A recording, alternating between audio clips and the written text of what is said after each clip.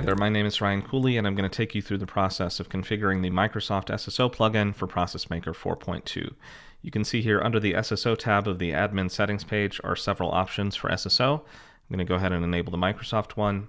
It's going to give me a new tab with three different options: Client ID, Client Secret, and Redirect. So let's go ahead and find the Client ID. I'm going to go to the Microsoft settings page. You'll see here it's under Application Client ID on the overview page. I'm going to copy that and then paste it into ProcessMaker. Now we need the client secret. I'm going to find that under the certificates and secrets section here. I'm going to create a new client secret, expire never. We'll call it ProcessMaker.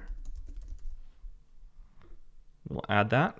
See, it has now added that. I'm going to go ahead and copy it to the clipboard and paste it in. Now you see I have one more thing here at the bottom which has been pre-filled for me, and it is read-only. That's because I'm going to go ahead and copy it to the clipboard, and that is the redirect URL.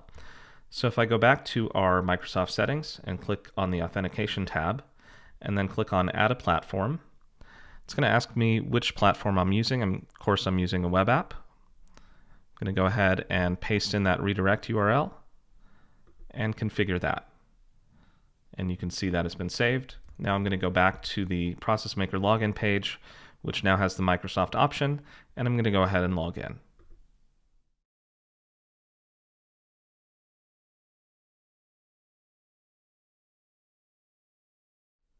And there you go. You can see it has created a brand new account for me and logged me in.